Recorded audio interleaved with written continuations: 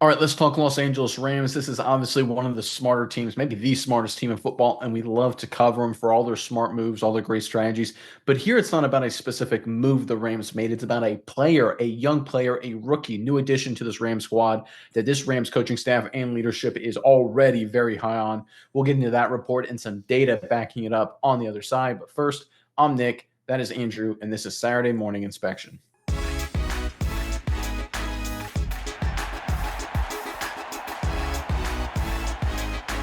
All right, the Rams made headlines day one of the NFL draft when they traded back. And of course, after the draft, we talked about this. It was a smart move because getting assets for the future, better draft class 2026 versus 2025 was clearly the sound strategic decision to make. But they still had to do a good job in the 2025 draft, nailing their draft picks, and their first draft pick, tight end Terrence Ferguson, is already drawing a lot of high praise. Let's get into this report first, and then we'll go into some data on the other side. This is courtesy of Rams Wire. For us to be able to go back, still get a player that we would have felt good with earlier in terms of getting him in the first round, in terms of where we would have drafted him, was a really big deal. He said, I'm excited about how it unfolded. I get a ton of credit to Tony Pastores, obviously less in our group, but it worked out really well. And we were super excited about being able to come away with Terrence Ferguson, who we have big plans for. Obviously, that last sentence is the most important. The big plans for Ferguson obviously involve him playing a lot in the Rams offense. Les Snead, not Lance Snead. Les Snead already talked about what the addition of Ferguson allows the Rams to do offensively, hinting at an expansion of 12 personnel. That is one running back, two tight ends, for those of you who aren't familiar with that vernacular. Something that was a staple of McVay's offense in Washington before he was hired by the Rams. I think that's really important because if you look at the way the NFL is shifting right now, the top teams, the best teams in the National Football League are predicated on using 12 personnel, that one running back, two tight end package, right? If you look at what the NFL started about 6, 7 years ago, and really Sean McVay, Kyle Shanahan, they led this charge using 11 personnel, one running back, one tight end, three receivers, and motions. Teams had to adjust. They switched to a nickel defense with two good linebackers, maybe a strong safety in the box. So they got a little lighter. What does that mean if you're an offense? You got to get a little heavier. You got to bring a wide receiver out the game, put a tight end in the game, but you need a versatile tight end, or at least two of them, that can both block and be receivers out of the backfield or from their tight end positions. And if you look at the teams that are really successful, let's go ahead and go into our first chart here. They use this at an incredibly high level. So this is 12 personnel usage. And I looked at the four teams that I would consider elite contenders, not counting the Rams, right? We're just going to do the four teams that are elite contenders in the league average. This is 12 personnel, one running back, two tight end usage in 2024. The Chiefs led the way with about 33%. The Lions right behind them at 32. Ravens right behind Detroit at 31. And Philly just south of 30 at 29. The league average just north of 21.7%. In the Rams sitting there all the way well behind the pack, far below the league average, far below the top teams in the National Football League. They averaged 13.9% in terms of 12 personnel usage over the course of the 2024 season. Now, just because you use this personnel package doesn't mean you're guaranteed to win. But if you look at how what the better teams are doing, the more talented teams are doing, the winning teams are doing, is they're using it to your advantage because it gives you a lot of flexibility, right? If you go in 12 personnel, you can run the ball down someone's throat. You can play action. You can do standard pass protection. You can do everything. It makes the quarterback's job, the offensive line's job, a lot easier. And honestly, we saw that with Kansas City, Detroit, Baltimore, and Philly over the course of the regular season and the postseason. In fact, if you go back to the Los Angeles Rams loss to the Philadelphia Eagles, at times the Eagles had it a little bit easier, right? The big runs, the big opportunities, they were able to gash the Rams in some key moments because of their personnel groupings and some other factors. Obviously, Saquon Barkley being a great player, that's a big reason why. Whereas with the Rams, it was a little harder. They had to drive, they'd be more methodical. Matthew Stafford had to make a lot of big plays, and that ended up costing the game, not converting that fourth down at the end of that sequence there that knocked them out of the postseason.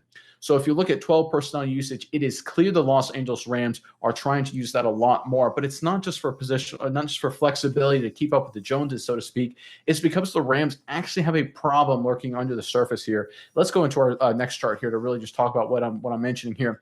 So this is the rushing grade by year for the Los Angeles Rams. 2021, Matthew Stafford shows up. 2022, 2023, and 2024. Now, look, Sean McVay, Rams, running team, run the football. That's his whole bread and butter, right? That zone scheme. Todd Gurley revolutionized, Jared Goff's career, right? That's what Sean McVay from that Kyle Shanahan running scheme.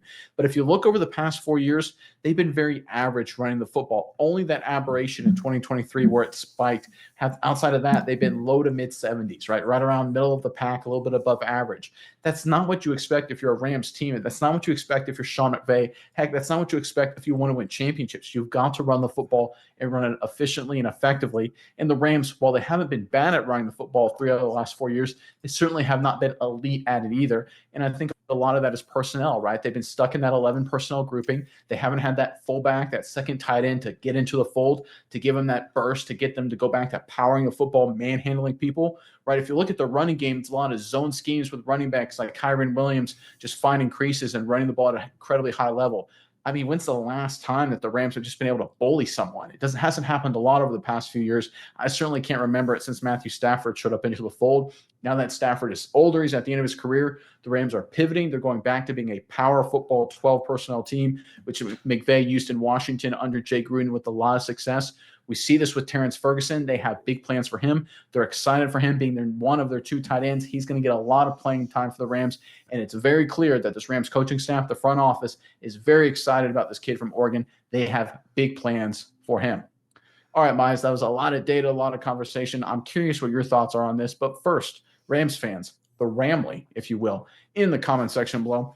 Of all of the rookies the Rams added into the fold, right, whether it's undrafted free agents or draft picks, who's the one you expect to have a big impact early in their career, right? There may be some guys that develop and become superstars, but who's the biggest day one contributor? Maybe it's Ferguson. Maybe it's somebody else. Let us know your thoughts on this in the comment section below. But Mize, over to you now. What are your thoughts when it comes to the Rams and Terrence Ferguson here? Yeah, Nick, I think when you look at Terrence Ferguson, the thing that jumps off the page is, yes, I think this is a guy that come in and immediately help the Rams out. Like you said, that 12 personnel group, really, we're trying to get them back to being a great running team. They got to run the ball effectively to open up every aspect of this offense. And Terrence Ferguson is a guy I think can do that. While he may have, a slightly above average run blocking grades at Oregon, I think the key here is this guy's frame, what he brings, how he carries it. 6'5", almost 260 pounds for a tight end, and he's still athletic. He can still catch the ball. This guy adds a lot to this team, and I think that's why McVay and Snead are really excited about what this guy is able to do. Because when you have a player that's this big and he's like, if we're being honest, like 40 pounds off from being like offensive lineman side, but he's pretty close. He's 6'5", 260. He's a big dude and still be that athletic, that have that much agility. And, I think he has a really good ability to come in here and help the Rams out in the run blocking game. Because we talk about it. What is one thing that's really important? When you have a player that can come onto the field and you don't exactly know what they're going to do. And that's what you have in Terrence Ferguson.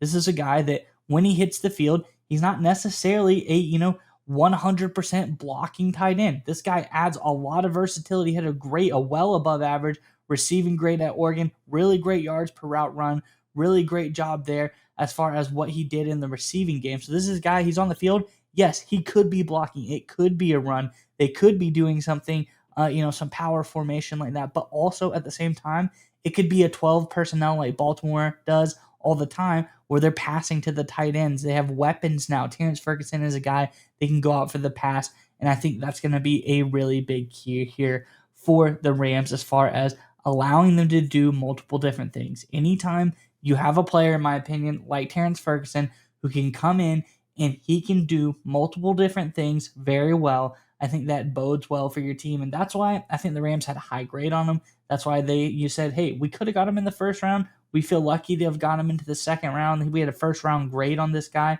It's because he brings a lot to the table. He's one of those game changers. He's one of those guys you put out on the field and it causes some question marks for the defense. And I think that's a huge thing. People underrate how important that is. And this isn't just a guy that, you're going to get film on him and figure it out all of a sudden.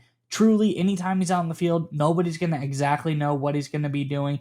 He could be blocking. He could be going out to catch a pass. It is truly a mystery every time he's on the field. So love this pick for the Rams. I like what they're saying. I like the dialogue here. They're going more towards 12 personnel because I think that'll open up the run game. I think that'll make this Rams team a big time contender coming into the season.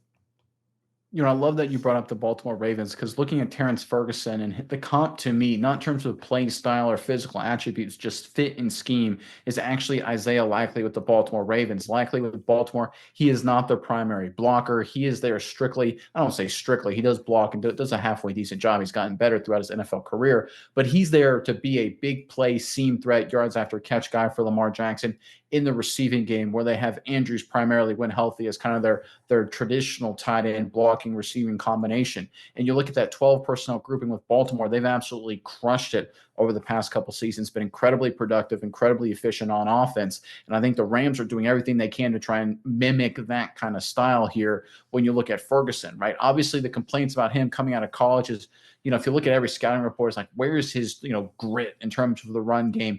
But here's the thing: tight end run blocking is different than being guard offense, than guard run blocking or center run blocking. It's much more about being an athlete, putting your body in the right position. Because if you're a tight end blocking the run game, it's a lot of cutoff blocks. It's a lot of reach blocks. It's about getting up to the next level. If you're relying on a tight end to get movement at the point of attack to blow someone off the football, you're not going to be a good running team, especially the way the Rams like to play with this zone scheme. It's all about cutting off that backside, getting that backside defensive end on the ground. And this is a guy here in Ferguson that showed off the necessarily athletic skills and the production to do that in this offense. And all the critiques on Ferguson, I think, are a little misguided, even when it comes to the run blocking, because the Oregon Ducks play just this kind of crazy, super spread them out, spread collegiate offense, like, very quick throws, very quick screens, kind of stuff all day long. It was sort of, I want to say, grass basketball-ish, the way they like to play. They, even their offensive line didn't pass protect or block more than for like a second and a half. It's just the way they play stylistically. I don't want to say it's soft because it's not. It's just a little different. So when you watch film of some of these guys, it looks like, oh, why is this not the most physical player in the world? That's just the Oregon Ducks. They just don't play that way. But Ferguson, when the opportunities are there, can have that physicality, can have that toughness. And we do see, when we look at his production as Oregon, as a guy who can make those reach blocks, make those cutoff blocks. And that's exactly what they're going to need from him in the run game while it becomes a big play weapon for this passing offense. A lot of people looked at Terrence Ferguson and they graded him as like a third-round prospect. They said, yeah, he's got great physical tools, is productive, but there's just a few things about him that don't like. I honestly feel like the NFL made the same kind of problem with Isaiah Likely coming out of Coastal Carolina. He was a phenomenal player in college, but people kept finding things they didn't like about him. He slid in the draft. He's become a star for Baltimore. I'm expecting a very similar trajectory for Ferguson in Los Angeles.